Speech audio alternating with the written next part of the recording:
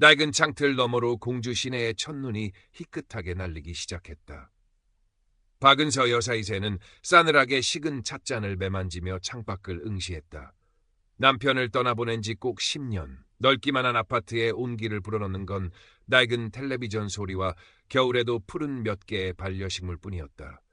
자식들은 명절이나 생일이 되어야 겨우 얼굴을 내비쳤고 그마저도 서둘러 떠나기 바빴다. 사는 게 다 이런 건가? 입버릇처럼 되뇌는 말이었지만 가슴 한구석의 시린 외로움은 좀처럼 가시지 않았다. 그날도 여느 때처럼 지역 뉴스를 보던 은서 씨의 눈에 화면 하단에 작게 뜨는 광고 배너 하나가 들어왔다. 중장년 만남 어플, 황혼의 로맨스. 실없는 광고라 생각하며 넘기려 했지만 혹시 말동무라도 하는 신락 같은 기대감이 그녀의 손가락을 이끌었다.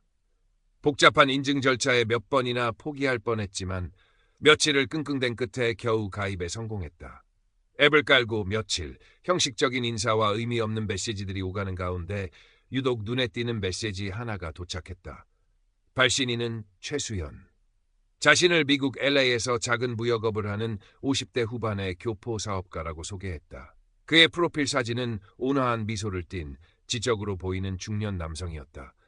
어딘지 모르게 남편의 젊은 시절을 닮은 듯도 했다. 메시지는 한결같이 정중하고 따뜻했다. 안녕하세요, 박은서 여사님. 프로필에 올려두신 난초 사진이 참 곱습니다.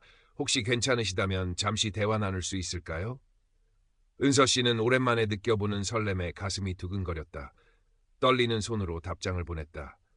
네, 안녕하세요. 부족한 저에게 먼저 말을 걸어주셔서 감사합니다. 그날부터 최수연은 은서 씨의 적막한 일상에 작은 파문을 일으켰다. 매일 아침이면 좋은 아침입니다, 은서 씨. 어젯밤 편히 주무셨는지요? 라는 다정한 인사로 시작해 저녁이면 오늘 하루도 고생 많으셨습니다. 따뜻한 밤 되십시오라는 메시지로 마무리되었다.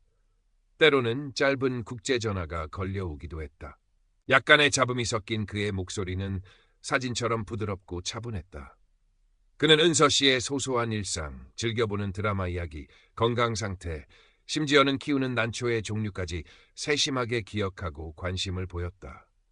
은서 씨가 조심스럽게 꺼내놓는 남편과의 추억이나 자식들 이야기도 그는 단 한 번도 지루한 기색 없이 진지하게 들어주었다. 은서 씨는 수십 년 만에 누군가에게 온전히 이해받고 존중받는다는 느낌을 받았다. 은서 씨 목소리만 들어도 힘이 납니다. 은서 씨처럼 고운 분을 이제야 알게 된 것이 제겐 큰 행운입니다. 그의 달콤한 말들은 메마른 땅의 단비처럼 스며들어 은서 씨의 마음을 촉촉하게 적셨다. 어느새 은서 씨는 그를 최 선생님이라 부르며 깊이 의지하게 되었다. 최수연은 자신의 이야기를 조금씩 풀어놓았다. 성공 가도를 달리던 사업, 몇 년 전 병으로 세상을 떠난 아내에 대한 절절한 그리움, 홀로 남겨진 외로움 같은 것들이었다. 그의 이야기에는 어딘지 모를 슬픔과 고독이 묻어 있었고 은서 씨는 그에게 깊은 연민을 느꼈다. 사실 미국 생활이 많이 외롭습니다. 밤이 되면 불현듯 찾아오는 공허함은 아무리 성공한 사업가라도 어쩔 수가 없더군요. 어느 날 밤 그는 유난히 슬픔에 잠긴 목소리로 말했다. 만약 은서 씨와 함께라면 한국에서의 남은 여생이 조금은 따뜻해질 수 있을 텐데요. 그의 말은 은서 씨의 가슴에 희미하지만 강렬한 불씨를 지폈다. 어쩌면 이 지독한 외로움의 끝에서 새로운 인연을 만날 수 있을지도 모른다는 기대감이었다. 한 달쯤 지났을까. 그날따라 최수연의 목소리는 다급했다. 한국으로 중요한 사업 계약건 때문에 급히 샘플 물품을 보내야 하는데 통관 절차에 예상치 못한 문제가 생겼다는 것이었다. 정말 죄송합니다, 은서 씨. 이런 부탁드리기 정말 면목 없지만 혹시 통관 수수료 200만 원만 잠시 융통해 주실 수 있으실까요? 이 계약만 성사되면 제 사업에 큰 도움이 됩니다. 다음 주에 바로 한국에 들어가니 그때 몇 배로 갚겠습니다. 제 모든 것을 걸고 약속드립니다. 평생 남에게 아쉬운 소리 한 번 안 하고 살아온 은서 씨였다. 돈 문제에 있어서는 더욱더 그랬다. 망설여졌다. 하지만 전화기 너머 그의 간절한 목소리와 은서 씨를 믿습니다라는 말, 그리고 다음 주면 만날 수 있다는 기대감에 결국 마음이 흔들렸다. 어려운 사람 돕는 셈 치자. 그리고 바로 갚는다지 않나. 은서 씨는 애써 자신을 합리화하며 장롱 깊숙이 넣어둔 비상금 봉투를 꺼냈다. 손이 가늘게 떨렸다. 다음 날 아침 은서 씨는 은행 문이 열리자마자 최수연이 알려준 계좌로 200만 원을 송금했다. 돈을 보내고 나니 이상하게 마음이 후련했다. 그가 기뻐할 생각을 하니 절로 미소가 지어졌다. 최수연은 약속대로 일주일 뒤 한국에 오지 않았다. 대신 더 다급한 목소리로 전화가 걸려왔다. 은서 씨, 정말 죄송합니다. 갑자기 LA에서 교통사고가 나서 병원에 입원했습니다. 다행히 크게 다치진 않았지만 보험 처리가 복잡해서 당장 합의금이 필요한 상황입니다. 500만 원만 더. 이번 일만 해결되면 정말 모든 것 정리하고 한국으로 가겠습니다. 은서 씨 없이는 안 될 것 같습니다. 그의 목소리에는 울음기가 섞여 있었다. 은서 씨는 덜컥 겁이 났다. 그가 다쳤다는 사실에 가슴이 철렁 내려앉았다. 어쩌면 좋아. 타국에서 혼자 얼마나 무서울까. 의심할 겨를도 없이 그를 도와야 한다는 생각만이 머릿속을 가득 채웠다. 결국 얼마 전 자식들 몰래 깨둔 정기예금에서 500만 원을 더 붙였다. 그 후로 최수연의 긴급 상황은 꼬리에 꼬리를 물고 이어졌다. 갑자기 사업 투자금을 사기당해 빈털터리가 되었다며 도움을 호소했고 한국 지사 설립을 위한 준비 자금이 급하게 필요하다고도 했다. 심지어는 어머니가 위독하셔서 급히 한국에 가야 하는데 비행기표 살 돈이 없다며 눈물로 호소하기도 했다. 그때마다 요구하는 액수는 점점 커져 수백만 원에서 수천만 원을 넘나들었다. 은서 씨는 자식들에게 물려주려던 마지막 남은 쌈짓돈, 오래된 연금보험까지 해약하며 돈을 보냈다. 이제 그녀의 통장 잔고는 바닥을 드러내고 있었다. 밤에는 잠을 이루지 못하고 뒤척이는 날이 많아졌다. 정말 괜찮을까? 그 사람은 정말 나에게 진실을 말하고 있는 걸까? 불안감이 엄습했지만 이미 너무 많은 돈을 보낸 터라 이제 와서 발을 빼기도 어려웠다. 조금만 더. 이번 일만 해결되면 정말 모든 게 괜찮아질 거야. 그녀는 주문처럼 되뇌며 스스로를 위안했다. 최수연의 달콤한 약속. 조금만 기다려주세요. 은서 씨 곁으로 꼭 돌아가겠습니다. 그때까지만 저를 믿어주세요라는 말이 귓가에 맴돌았다.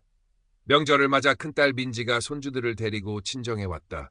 오랜만에 집안에 웃음소리가 가득했지만 은서 씨는 어딘지 모르게 불안해 보였다. 민지는 어머니의 스마트폰 사용 시간이 부쩍 늘어난 것과 누군가와 밤늦게까지 메시지를 주고받는 것을 어렴풋이 눈치챘다. 처음에는 어머니도 이제 새 친구분이라도 사귀시나 보다라며 긍정적으로 생각하려 했다. 하지만 며칠 뒤 어머니 방을 청소하다 우연히 보게 된 은행 송금 내역서 뭉치에 민지는 할 말을 잃었다. 처음 보는 이름의 계좌로 몇백만 원씩 여러 차례 송금된 기록이었다. 어머니, 이 돈 다 뭐예요? 최수연이라는 사람 누구예요? 민지의 날카로운 질문에 은서 씨는 당황한 기색이 역력했다. 아무것도 아니다. 그냥 아는 분 사업을 잠깐 도와드린 것뿐이야. 사업 도와드리는데 이렇게 큰 돈을 왜 보내요? 그것도 어머니 비상금을 다 깨서요? 내 돈 내가 쓰는데 네가 왜 이렇게 따지고 드느냐. 이제 그만해라. 은서 씨는 평소답지 않게 언성을 높이며 자리를 피했다. 민지는 어머니의 완강한 태도에 더 큰 의심을 품게 되었다. 직감적으로 뭔가 잘못되어 가고 있음을 느꼈다. 민지는 남동생 민준에게 전화를 걸어 자초지종을 설명하고 걱정을 토로했다. 민준은 처음에는 누나, 너무 예민하게 구는 거 아니야? 어머니도 연세 드셔서 외로우셔서 그럴 수도 있지. 요즘엔 인터넷으로 친구도 사귄다잖아 라며 대수롭지 않게 넘기려 했다. 하지만 송금액이 수천만 원에 이른다는 말에 민준 역시 사태의 심각성을 깨달았다. 일단 어머니 자극하지 말고 내가 주말에 한번 내려가 볼게. 그때 다시 얘기하자. 민준은 누나를 진정시키며 어머니의 금융거래 내역을 좀 더 자세히 알아봐야겠다고 생각했다. 은서 씨는 자식들의 의심을 피하기 위해 더욱 조심스럽게 움직였다. 최수연과의 연락은 주로 자식들이 잠든 밤늦은 시간이나 새벽에 이루어졌고 돈을 붙일 때도 더욱 치밀해졌다. 한 번은 은행 창구에서 거액을 송금하려다 젊은 은행원의 의심스러운 눈초리와 함께 어르신, 요즘 신종 금융 사기가 많으니 조심하셔야 합니다. 이분과 어떤 관계이신가요? 라는 질문을 받았다. 순간 가슴이 철렁했지만 미국에 있는 조카 사업 자금 보태주는 겁니다. 신경 쓰지 마세요라며 태연한 척 둘러댔다. 그 후로는 최수연의 지시대로 여러 은행으로 돈을 쪼개 송금하거나 아예 현금으로 인출하여 그가 알려준 특정 계좌 대포 통장으로 무통장 입금하는 방식을 사용했다. 마치 첩보 영화의 주인공이라도 된 듯 불안하면서도 한편으로는 기묘한 긴장감마저 느꼈다. 평소 일주일에 두세 번은 꼭 나가던 노인복지관 발길도 뜸해졌다. 복지관 사람들과 어울려 웃고 떠들던 시간들이 이제는 까마득한 예질처럼 느껴졌다. 최수연과의 비밀스러운 관계에 온 신경이 쏠려 있었고 행여나 이 일이 알려질까봐 두려웠기 때문이다. 늘 밝고 다정했던 은서 씨의 갑작스러운 변화와 눈에 띄게 어두워진 표정을 복지관의 젊은 사회복지사 이하나 씨가 그냥 지나칠 리 없었다. 어르신, 요즘 무슨 걱정 있으세요? 통 얼굴 보기가 힘드네요. 프로그램에도 잘 안 나오시고. 하나 씨는 조심스럽게 말을 건네며 상담을 시도했지만 은서 씨는 아니에요, 이 선생. 그냥 요즘 몸이 좀 안 좋아서 그럽니다라며 마음의 문을 쉽게 열지 않았다. 하지만 하나 씨는 은서 씨가 스마트폰을 손에서 놓지 못하고 누군가와 계속 메시지를 주고받으며 불안한 표정을 짓는 것을 여러 번 목격했다. 그녀는 어렴풋이 최근 노인들을 대상으로 급증하고 있는 로맨스 스캠의 가능성을 떠올렸다. 최수연의 요구는 끝이 없었다. 이제는 마지막으로 이 투자금 1억 원만 성공하면 모든 빚을 청산하고 당장 한국으로 가서 은서 씨와 함께 행복하게 살 수 있다며 이것이 정말 마지막 기회라고 은서 씨를 압박했다. 그의 목소리는 그 어느 때보다 절박했고 은서 씨를 향한 애틋한 감정을 숨기지 않았다. 은서 씨, 저를 믿지 못하시는 겁니까? 우리가 함께할 미래를 이렇게 포기하실 건가요? 제발 저를 한 번만 더 믿어주세요. 그는 거의 울먹이며 말했다. 은서 씨는 이미 가진 돈을 거의 다 써버린 상태였다. 통장 잔고는 몇십만 원이 채 되지 않았다. 1억 원이라는 돈은 그녀에게는 상상조차 할 수 없는 거금이었다. 하지만 이것만 해결되면 하는 생각, 그리고 최수연과의 행복한 노후에 대한 부푼 꿈이 그녀의 이성을 마비시켰다. 결국 그녀는 마지막 남은 재산인 지금 살고 있는 아파트를 담보로 대출을 받기로 결심했다. 마치 홀린 사람처럼 그녀는 은행으로 향했다. 은행에서 대출 상담을 받고 있는 어머니의 모습을 민준이 발견한 것은 정말 우연이었다. 회사 일로 잠시 외근을 나왔다가 은행에 들렀는데 창구에 앉아있는 어머니의 뒷모습이 눈에 들어온 것이다. 뭔가 불안한 예감에 휩싸인 민주는 조용히 다가가 어머니의 어깨를 짚었다. 어머니, 여기서 뭐 하세요? 갑작스러운 아들의 등장에 은서 씨는 쏘스라치게 놀랐다. 손에 들고 있던 대출 서류를 황급히 등 뒤로 감추려 했지만 이미 민준의 눈에는 모든 것이 들어온 후였다. 그날 밤 은서 씨 아파트에는 민준과 민지가 함께 있었다. 무거운 침묵이 거실을 감쌌다. 민준은 더 이상 어머니를 이대로 둘 수 없다고 판단했다. 사회복지사 이하나 씨로부터 전달받은 로맨스 스캠의 전형적인 사례와 수법들을 차분히 설명하기 시작했다. 어머니가 최수연과 주고받은 문자 메시지 중 일부와 그동안의 송금 내역, 그리고 그가 알려준 사업체 정보가 모두 허위일 가능성이 높다는 점을 조목조목 짚었다. 어머니, 이 사람 사기꾼이에요. 제발 정신 차리세요. 민지의 절규에 가까운 외침에도 은서 씨는 고개를 저었다. 아니다. 그럴 리가 없다. 최 선생님은 나에게 진심이었어. 너희들이 뭘 안다고 함부로 말하느냐. 은서 씨의 목소리는 떨리고 있었지만 여전히 현실을 부정하려 애썼다. 그녀에게 최수연은 마지막 남은 희망이자 삶의 의미였기 때문이다. 결국 민주는 최후의 결단을 내렸다. 다음 날 아침 그는 어머니를 설득하다시피 함께 경찰서 사이버 수사팀으로 향했다. 이하나 씨도 동행하여 그동안 모아둔 자료들을 함께 제출했다. 경찰은 신속하게 수사에 착수했다. 최수연이라는 인물의 신원 조회, 그가 보내온 사진의 출처 분석, IP 주소 추적, 돈이 흘러들어간 계좌 추적 등이 일사천리로 진행되었다. 결과는 참혹했다. 최수연이 사용한 프로필 사진은 오래전 은퇴한 외국의 한 대학 교수 사진을 도용한 것이었고 사업체 정보 역시 모두 거짓이었다. IP 주소는 수십 개의 해외 서버를 경유하도록 복잡하게 조작되어 발신지 추적이 어려웠으며 돈이 입금된 계좌는 이미 여러 단계를 거쳐 현금화된 뒤 자취를 감춘 대포 통장이었다. 담당 형사가 내미는 증거 자료들 앞에서 박은서 씨는 자신이 믿었던 모든 것이 신기루처럼 사라지는 것을 경험했다. 수개월 동안 자신을 설레게 했던 다정한 목소리, 애틋한 눈빛의 사진, 함께할 미래에 대한 약속. 그 모든 것이 한낱 사기꾼이 만들어낸 정교한 연극이었음을 깨닫다. 그녀는 그 자리에 주저앉아 어린아이처럼 목 놓아 울었다. 수치심, 분노, 절망감, 그리고 스스로에 대한 깊은 자괴감이 한꺼번에 그녀를 덮쳤다. 경찰은 며칠 뒤 국내에서 활동하던 인출책과 송금책 등 조직의 하부 구성원 몇 명을 검거하는 데 성공했다. 하지만 그들은 점조직의 말단일 뿐 주범과 총책은 여전히 오리무중이었다. 박은서 씨가 보낸 수억 원의 돈은 이미 여러 나라를 거쳐 자금 세탁되었거나 해외로 빼돌려져 회수가 거의 불가능하다는 통보를 받았다. 평생을 아끼고 모아온 재산, 남편이 남겨준 마지막 유산, 자식들에게 물려주려 했던 모든 것이 한순간에 물거품처럼 사라져버린 것이다. 모든 것을 잃었다는 상실감은 박은서 씨를 깊은 절망의 늪으로 밀어넣었다. 밤낮 없이 이불을 뒤집어쓰고 흐느꼈고 식음을 전폐하며 방 안에만 틀어박혀 지냈다. 한때 삶의 유일한 위안이었던 최수연의 메시지함은 이제 쳐다보기도 싫은 흉터가 되었다. 거울에 비친 자신의 모습은 낯설고 초라하기 짝이 없었다. 내가 왜 그랬을까? 어떻게 그런 바보 같은 짓을? 자책감은 날카로운 비수처럼 그녀의 가슴을 후벼 팠다. 인간에 대한 깊은 불신과 함께 세상 모든 것이 허무하게만 느껴졌다. 하지만 그런 그녀의 곁을 민준과 민지는 묵묵히 지켰다. 번갈아가며 어머니 집을 찾았고 말없이 등을 토닥여주거나 억지로라도 죽 한 그릇을 떠먹이며 기운을 차리도록 도왔다. 처음에는 원망과 분노를 쏟아내던 은서 씨도 자식들의 진심 어린 위로와 보살핌 속에서 조금씩 안정을 찾아갔다.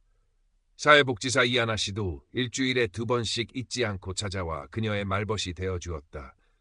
하나 씨는 은서 씨가 겪었을 심리적 충격과 고통에 깊이 공감하며 전문적인 심리상담 치료를 받을 수 있도록 연계해 주었다. 시간이 약이라는 말처럼 계절이 두어 번 바뀌고 나서야 은서 씨는 비로소 지난 일을 조금은 담담하게 돌아볼 수 있게 되었다. 물론 상처가 완전히 아문 것은 아니었다.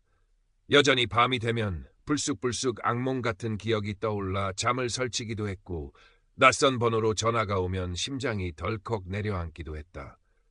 하지만 더 이상 과거에 갇혀 자신을 학대하지는 않기로 마음먹었다. 어느 날 이하나 씨의 조심스러운 권유로 은서 씨는 노인복지관에서 열리는 금융사기 피해 예방 교육에 참관인으로 참석했다. 그곳에는 자신과 비슷한 처지였거나 혹은 사기 피해 직전에 도움을 받아 위기를 모면한 다른 노인들이 앉아 있었다. 강사의 설명을 듣는 그들의 얼굴에는 여전히 불안과 두려움이 서려 있었지만 동시에 다시는 속지 않겠다는 다짐과 서로를 향한 연대의 눈빛도 읽을 수 있었다. 교육이 끝나고 질의응답 시간이 되자 이하나 씨는 은서 씨에게 작은 목소리로 용기를 내어 자신의 경험을 나눠보는 것이 어떻겠냐고 제안했다. 은서 씨는 망설였다. 아픈 기억을 다시 꺼내는 것은 여전히 고통스러운 일이었다. 하지만 자신과 같은 아픔을 겪는 사람이 더 이상 생기지 않기를 바라는 마음, 그리고 어쩌면 이것이 자신의 상처를 치유하는 또 다른 방법일지도 모른다는 생각에 떨리는 손으로 마이크를 잡았다. 저는 박은서라고 합니다. 저도 여러분과 비슷한 일을 겪었습니다. 목소리는 가늘게 떨렸지만 그녀의 눈빛은 차분했다. 그녀는 자신이 어떻게 외로움 속에서 가짜 위안을 찾았고 어떻게 달콤한 말에 속아 평생 모은 재산을 날렸는지, 그리고 그 후 얼마나 큰 고통과 절망 속에서 지냈는지 담담하게 이야기했다. 그녀의 이야기에 몇몇 노인들은 눈시울을 붉혔고 또 다른 이들은 안타까움과 분노의 탄식을 내뱉었다. 이야기가 끝나자 작은 박수 소리가 터져나왔다. 그것은 동정과 위로, 그리고 용기에 대한 격려의 박수였다. 그 순간 은서 씨는 가슴 한구석을 짓누르던 무거운 돌덩이 하나가 조금은 가벼워지는 것을 느꼈다. 그 후로 박은서 씨는 조금씩 달라졌다. 예전처럼 매일 복지관에 나가지는 않았지만 가끔 금융사기 예방 교육이 있을 때면 자원봉사자로 참여하여 자신의 경험을 나누기도 했다. 그리고 젊었을 적 좋아했던 글쓰기를 다시 시작했다. 거창한 문학작품은 아니었지만 자신의 아픔과 회복의 과정을 소박한 언어로 일기처럼 적어 내려갔다. 한자 한자 써 내려갈 때마다 마음속 응어리들이 조금씩 풀려나가는 것 같았다. 어느 늦은 오후 은서 씨는 자신의 작은 아파트 베란다에 앉아 새로 들인 국화 화분에 물을 주고 있었다. 창밖으로는 어느덧 다시 낙엽이 뒹굴고 있었지만 작년 가을과는 다른 평온함이 그녀의 얼굴에 감돌았다. 스마트폰은 이제 알람 시계나 자식들과의 영상 통화 용도로만 사용되었다. 대신 그녀의 손에는 낡은 만년필과 새하얀 노트가 들려 있었다. 그녀는 천천히 노트 첫 장에 제목을 적었다. 두 번째 가을. 상처는 여전히 그곳에 있었지만 그 상처 위에 새로운 희망의 씨앗이 조심스럽게 뿌리를 내리고 있었다. 어쩌면 진정한 황혼의 로맨스는 멀리 있는 누군가가 아니라 바로 자기 자신과의 화해로부터 시작되는 것인지도 몰랐다. 창밖으로 스며드는 저녁 노을이 그녀의 흰머리를 부드럽게 감싸고 있었다.